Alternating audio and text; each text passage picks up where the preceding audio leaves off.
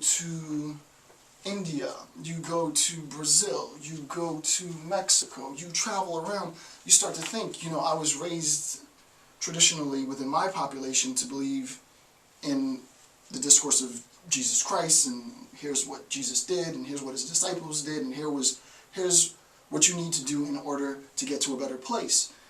But then I meet a Confucius, I meet a Taoist, I meet an agnostic, I meet an atheist, I meet a Satanist, I meet a Luciferian, I meet an occultist, and I meet a pagan, a Wiccan, and I realize, crap, what I thought was the voice of my culture, which represented what is only one manifestation of what could be, right?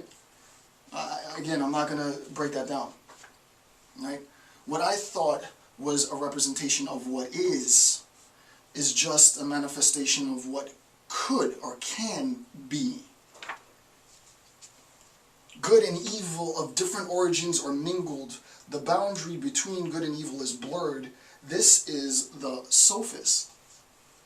At its most conceptually deep level, the sophist is a liaison, a cultural liaison. The sophist recognizes the fluidity and the flexibility within any position that an individual might take. I mean, this is what it means to be a sophist, really, right? It's not that you don't have principles, which is why people pejoratively use the word sophist, insofar as, oh, his argument style is sophistic, he can argue anything, you can't believe that guy. No, what it is, it shows a level of maturity. It shows a level of flexibility. Like, the sophist hasn't planted roots anywhere. The sophist recognizes the ultimate relativity as the standard. Right? And I'm not going to go off into a discourse on relativism now, because that would be to completely miss the point. The point is, historically speaking, anthropologically speaking, the formation of the role of the sophist as an individual, and sophistry as the concept which describes the action of the individual, has its historical rootedness in the expansion of cultures. Right? Cultural migration, conquest and domination, and servitude, assimilation, all of this are and serve as the condition with which the sophist navigates. I recognize the fluidity between my culture and the next. Why? Because I am not going to ground myself and cast judgment. Right? Because their culture functions in a completely different, but also completely coherent and consistent sense. So that explains number 2. With respect to 2a, on the conceptual origins of cultural relativism, right? This flexibility,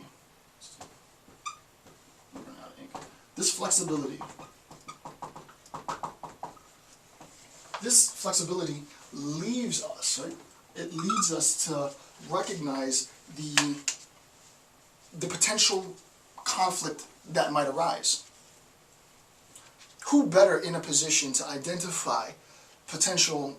You can see that this is the pre-structure, the substrate, if you will, for international discourse, right? This is pre-international discourse. This is foundational, and I mean that in a historical sense, not in a conceptual sense.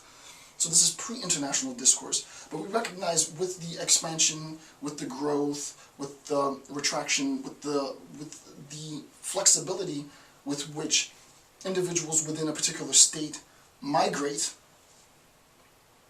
then we also recognize that the culture that they take to the new communities where they reside, that those practices, those beliefs that they have are necessarily going to come into conflict with its new surrounding. Someone's going to have a problem with that belief system. And this is where the notion of assimilation enters, right? This would be sort of pre-assimilation. But you can imagine, right? The tension, the pressure of assimilation is a consequence of the cultural mandate to conform. Who better to alleviate that pressure than the sophist? This is not a minor point, right? You wouldn't think, well, in order to alleviate cultural tension, you would need a sophist to argue on behalf of mitigating cultural tension. What does that even mean? But who better? on Nietzschean terms to argue that. Why? Because the sophist recognizes the fluidity and flexibility with which cultures and cultural practices expand and recede. Right? They expand and recede with the growth or the suppression of the population. As America gets larger, as Americana gets larger, and I've discussed this informally in the blogosphere, then the way in which individuals make sense of what it is to be American expands beyond the borders of America, right? Just as it would be the case if someone, individual person, left America and relocated to France. Now think about this.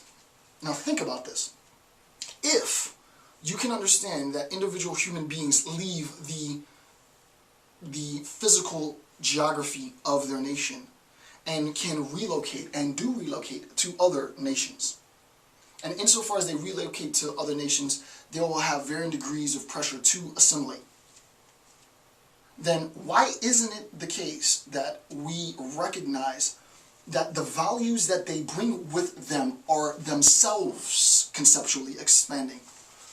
So it's not just the people that are moving. This is the bigger point, right? But the values are moving, right? You can imagine like an aura is itself expanding. The aura is itself getting larger and larger. The aura of the powerful nation is itself influencing more of the global community. And that influence, be it what it is going to create a culturally relativistic backlash. Now, the idea is when the individual goes to that second community and they're forced to assimilate and they feel the pressure from members from the native country, the response that the natives, give to the new foreigner, if it's negative, we call it xenophobic, right? It becomes xenophobic. And that's a bad thing, right? Why? Because a bit of sophistry. Because you need to recognize that just because, and this is rather obvious, right? But it's not.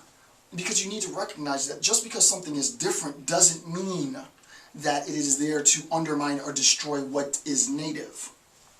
Right? Just because something is different, just because something isn't native, just because something isn't indigenous, doesn't mean that it is there to destroy.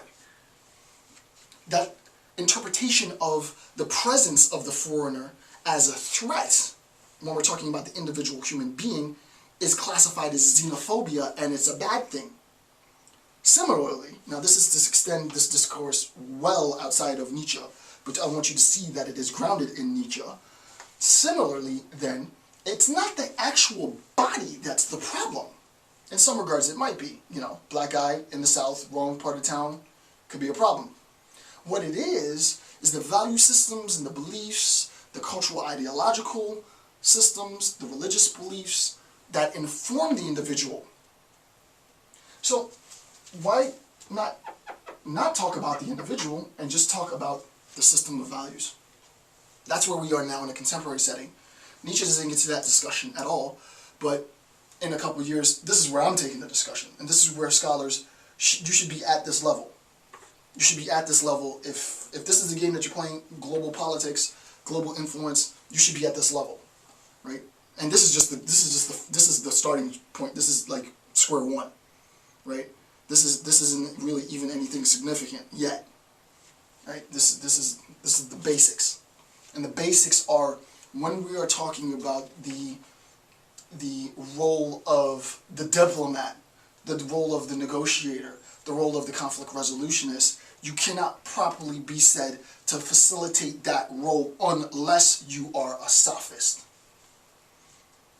If you're not, you can't do your job right. You have to be impartial. You have to be indifferent. You have to be disconnected, right? That idea that that is in some sense a bad thing is precisely what leads to the escalation of conflict. because you're rooted to a stance and you're willing to defend that stance to the death.